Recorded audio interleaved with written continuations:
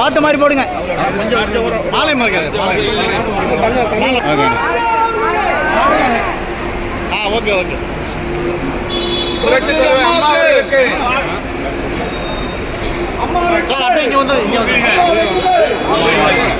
முதல் கேள்வி, திடீரென ஆரம்பிக்கிறதுக்கான காரணம் திடீரென இல்லை. முதலில் நாங்கள் போற்றி வணங்குகின்ற தந்தை பெரியார், பேரறிஞர் அண்ணா, புரட்சி தலைவர் எம்ஜிஆர், எங்களை வாழ வைத்த புரட்சி தலைவி அம்மா அனைவருக்கும் அவருடைய வாழ்த்துக்களோடு அவர்களுக்கு நன்றியை சொல்லி இன்றைய தினம் வேறு வழி இல்லைங்க. தினம் காலையில் எழுந்தா எனக்கு மாத்திரமே நீங்கள் நம்ப மாட்டீங்க, ஆயிரக்கணக்கான கால் வருது. அண்ணா நம்ம இங்கே போகலாமா, அந்த கட்சிக்கு போகலாமா, இந்த கட்சிக்கு போகலாமா. ஆகவே சொந்த இருப்பிடத்தை காலி செய்து போவதற்கு தினமும் குழம்பி போய் கொண்டிருக்கிறார்கள். அவங்கள்ட்ட நான் திரும்பி சிரிச்சுக்கிட்டே கேட்பேன், இப்போ அண்ணெல்லாம் இருக்கார் கேட்பேன் நான், நாளைக்கு காலையில் இந்த முதலமைச்சர் ஆக போகிறீங்களா, பிரைம் மினிஸ்டர் ஆக போகிறீங்களா? யாரோ நிலை தடுமாறி தங்களது பதவிகளை தொடர்ந்து அனுபவிப்பதற்காக படுத்த மரத்தை தேடி வவ்வால்கள் செல்வது போல செல்லுகிறார்கள். தொண்டர்கள் எதை கண்டார்கள்? ஒரு 2-3 லட்சம் பேர் பச்சைங்கியில் சைன் போட்டிருப்பான். நாங்கள்லாம் எதை பார்த்தோம்? அம்மாவுக்கு பிணை கொடுத்தோம், 11 வருடமாக வழக்கை நடத்தினோம். அதெல்லாம் நடந்தது, எவ்வளவோ கஷ்டப்பட்டாச்சு. பழனிசாமி கொடுத்த பரிசு என் மீது தேச துரோக வழக்கு. எனது தந்தையார் திராவிட பாரம்பரியத்தில் வந்தவர். தந்தை பெரியார் எனக்கு பெயர் சூட்டினார். இப்பொழுது அண்ணன் வீரமணி அவர்கள் பெங்களூர் வந்த பொழுதும் சந்தித்தேன். ஆகவே இப்படி தான் நாங்கள் வளர்ந்தோம். திராவிட இயக்கத்தில் மத சார்பற்ற கொள்கையை கொண்டவர்கள் நாங்கள். ஆகவே எப்பயும் மாறாதவர்கள். அதோடு போய் பழனிசாமி சேர்ந்து விட்டார். பழனிசாமி செய்த துரோகத்தை நாடு மறக்காது. இன்னொருவரை நான் கிரிட்டிசைஸ் சொல்லவும் அவர் பெயரை சொல்லவும் கூட நான் விரும்பவில்லை. அண்ணா அண்ணான்னு ரொம்ப அழைத்தேன். ஆனால் தமிழக முதல்வரோ திராவிட முன்னேற்ற கழகமோ சேர்த்து கொண்டதை நாங்கள் கிரிட்டிசைஸ் பண்ண முடியாது. அவர்கள் இயக்கத்திற்கு சேர்த்துக் கொள்கிறார்கள். ஒரு முன்னாள் முதல்வர் வருகிறார் என்று சொல்லி 3 முறை முதல்வராக இருந்தவர் அம்மா படத்தை காட்டுகிறார், கொடியை காட்டுகிறார். ஸ்டாலின் காட்ட சொன்னாரா? நான் தெரியாமல் கேட்கிறேன். தமிழ்நாடு சட்டமன்றத்தில் முதல்வர் ஸ்டாலின் அவர்கள், அம்மையார் அவர்கள் நீட்டுக்காக போராடியதை நாங்கள் மறக்க மாட்டோம் என்று சொன்னார்கள். அதே போல அங்கே இருக்கின்ற தங்கம் தென்னரசு என்கின்ற மினிஸ்டர் என்று நினைக்கின்றேன், புரட்சி தலைவர் மக்கள் திலகம் எம்ஜிஆர் இருக்கின்றார் சட்டமன்றத்தில். என்னை வளர்த்தவர், ஆளாக்கியவர், எனது தெய்வம் எம்ஜிஆர் என்று துரைமுருகன் அவர்கள் சொல்லுகிறார்கள். அங்கே இருக்கின்ற முதல்வர் எனது பெரியப்பா என்கிறார்.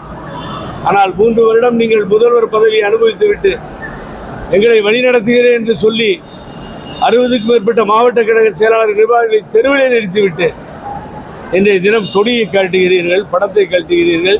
காரணம் கேட்டால் என்னங்க பண்ணுவார் பாவம், அவர் சேர்க்கவே மாட்டேன்றாங்க, அதனால் அவர் போராடுங்கன்னு. போர்க்கண்ட சிங்கம் யார் கண்டு அஞ்சும் என்று என் தம்பி ஷேக் எப்பயுமே சொல்லிட்டு இருப்பார். ஆகவே போரிலே இறங்கிவிட்டோம், போர் களத்திலே இறங்கிவிட்டோம். யார் பழனிசாமி? கணக்கிலே இல்லாத ஒரு ஆள் பழனிசாமி. பேச்சுக்கும் மூச்சுக்கும் எப்பொழுதும் ஓபிஎஸ்ஐ அண்ணா என்று அழைத்தவர் புரட்சி தலைவி அம்மா அவர்கள். யாரோ அனாதையான பழனிசாமியை பார்த்து வெளியிலே போகின்றது நாகரிகமற்ற செயல். ஆகவே இந்த போர் தொடரும். மு.க. ஸ்டாலின் அவர்கள் கவலையப்பட வேண்டாம். அடுத்து தாவேகா, விஜய் இருவருக்கும் தான் போட்டி என்று நான் தான் ஆரம்பத்திலேயே சொன்னேன். ஆகவே பழனிசாமி அரசியலில் இருந்து அப்புறப்படுத்தப்படுவார், அதை மாற்று கருத்தே இல்லை. அவரை அப்புறப்படுத்த முறை நாங்கள் ஓய மாட்டோம். அதிமுக பழனிசாமி தலைமையில் இருக்கின்ற அதிமுக அணி டெபாசிட் இழக்க வேண்டும் என்பதுதான் எனது குறிக்கோள். ஏன்னு கேட்டீங்கன்னா, ரெட்டையை தோற்கடிக்கணும், எனது நண்பர்களை தோற்கடிக்க வேண்டுமோ என்று சொல்லவில்லை. ஆணவம், அதிகாரம் இதெல்லாம் கொடிகட்டி பறக்கிறது. நம்ம ஏய்ப்பவர் கையில் அதிகாரம் இருக்கின்ற நிலை மாறும் என்று புலமை பித்தன் பாடினார் புரட்சி தலைவர் எம்ஜிஆருக்காக. ஆகவே அவர் வளர்த்த இயக்கம், அவர் கண்ட இயக்கம், அம்மாவால் பரிணாம வளர்ச்சிகளிலே வெற்றியை குவித்த இயக்கம் அழிய விடமாட்டோம். ஆகவே நாங்கள் இனிமேல் டைம் இல்லை, கிட்ட இருக்கு, அதையும் சொல்லிட்டு உங்கள் கேள்விக்கு முன்னாடியே. ஆகவே யாரை நிறுத்துவது, என்ன எப்படி களம் அமைப்பது, ஆகவே ரொம்ப ஷார்ட் பீரியடாக இருக்குது. அது நண்பர் கேட்ட மாதிரி சரிதான். ஆனால் அதே நேரத்தில் என்ன முடிவு செய்ய வேண்டும் என்பதை நாங்கள் பொதுக்குழு கூட்டி முடிவு செய்வோம். அது நடைபெறும், நடக்கும். இந்த ப்ராசஸ் வந்து போன வருஷம் ஏப்ரல் மாதத்திலிருந்து தேர்தல் கமிஷனில் அதிகாரத்துக்கு எங்களுக்கு அனுமதி வேணும்னு கேட்டு இப்போ தான் கடைசி இன்ஸ்பெக்ஷன் முடிஞ்சு அது ஒரு கட்டத்தை எட்டியிருக்கிறது. ஆகவே ஏதோ மன்னரன் கம்பெனி நாங்கள் ஆரம்பிக்கல. நான் அதை சொல்லுகிறேன். புரட்சி அதிமுக இந்த ஆரம்பித்திருக்கிறோம். புரட்சி என்றால் புரட்சி தலைவர் எம்ஜிஆரை குறிக்கும். புரட்சி என்றால் புரட்சி தலைவி அம்மாவை குறிக்கும். பேரறிஞர் அண்ணா அவர்கள் மிக தெளிவாக சொன்னார்கள், புரட்சியும் மறுமலர்ச்சியும் உண்டு என்று அண்ணா அவர்கள் சொல்லிக் கொடுத்திருக்கிறார்கள்.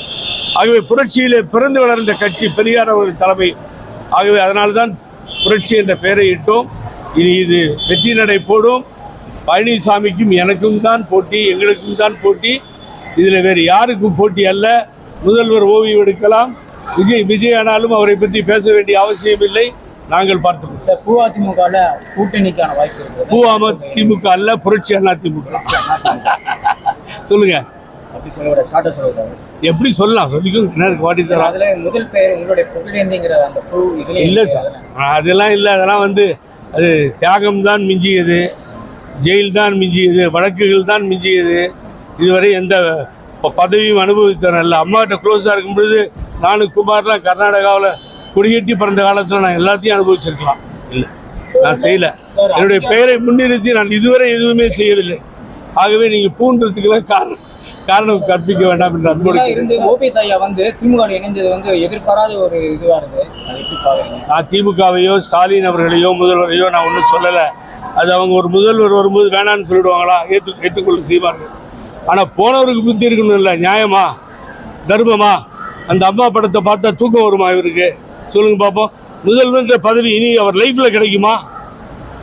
என்னங்க காலம் பூரா நீங்கள் அரசியல் இருக்கணுமா? காலம் பூரா நீங்கள் அனுபவிக்கணுமா? காலம் பூரா நீங்கள் வந்து அமைச்சராக இருக்கணும், சபாநாயகராக இருக்கணும்னு இதாக இருக்காங்க. பசங்களை விடுங்க. அவர் சன் இருக்காரு, விட்டுட்டு ஓய்விடுங்க. What is the wrong you tell me? அது துரோகம் தலைவலி தாடுகிறது தமிழ்நாட்டில். அரசியலில் துரோகத்துக்கு ஒரு முற்றுப்புள்ளி வைக்காமல் விட மாட்டோம். நாங்கள்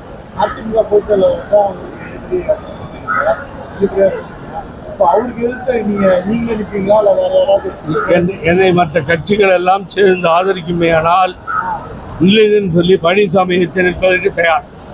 என் மாமியார் விட்டு தான் சேலம். எதிர்த்து நிற்க தயார். தோற்று போவார்.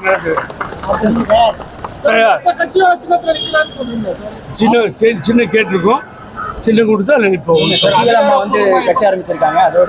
அது தெரியல, அவங்கள தான் கேட்கணும். அவங்க வந்து கட்சி பேரை சொல்லாமல் கொடியை சொல்லியிருக்காங்க.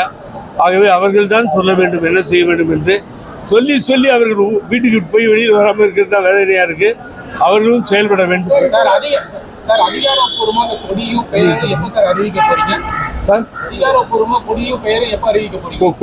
அதிகாரப்பூர்வமாக கட்சி பேரை டெல்லியிலிருந்தே சொல்லிட்டேன் நான். கொடி இப்பொழுது அம்மா நினைவிடத்திற்கு சென்று அங்கே. ஓகே சார், இப்போ நீங்க கொடி கட்சி பேர் இதெல்லாம் வெளியே வந்ததுக்கு அப்புறம் கூட்டணியா வந்து விஜய் கூட போய் கூட்டணி வைப்பீங்களா? விஜய் கூட நான் சொல்ல, திமுக சொல்லலை. ஆகவே நாங்கள் அனைவரும் கூடி பொதுக்குழு கூடி அங்கே ஆயிரக்கணக்கான தொண்டர்கள் மத்தியில் முடிவெடுப்போம். தனித்து போட்டிவிடுவீங்க? அந்த சூழ்நிலை ஏற்பட்டால் போட்டியிடுவேன். தைரியமாக சொல்கிறேன். ஏன்னு கேட்டிங்கன்னா அண்ணன் போலலாம் பழைய ஆட்கள் இருக்காங்க. என்னென்னா, இந்த கட்சி எந்த காரணத்தை முன்னிட்டும் அடுத்தவர்களுக்கு அடிமையாகி விடக்கூடாது. எல்லாருமே பிஜேபியினுடைய அடிமைகளாகிவிட்டார்கள். பிஜேபியை வெறுக்கின்ற அதிமுக தொண்டர்களை கைகூப்பி வரவேற்கிறேன். பிஜேபியோட சேரக்கூடாதுன்னு எங்கள் அம்மா சொல்லி கொடுத்தாங்க. அந்த பாலிசியில் இருக்கின்ற அதிமுக தொண்டர்கள் நிலை தடுமாறி எங்கேயும் போகாதீங்க, நீ போய் சாதிக்க போகிறது ஒன்றும் இல்லை. ஆகவே ஒன்றாக நிற்போம். எது சரியோ அவர்களை ஆதரித்து முடிவெடுப்போம். இதுதான் எங்களது முடிவு. ஆகவே இது மத சார்புள்ள கட்சிகளுக்கு எதிரான கொள்கை கூட்டணியாக இருந்தால் அதை ஆதரிப்போம்.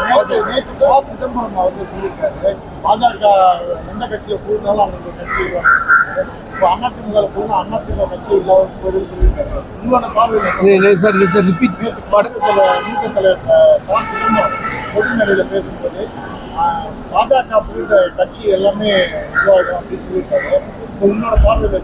பாஜக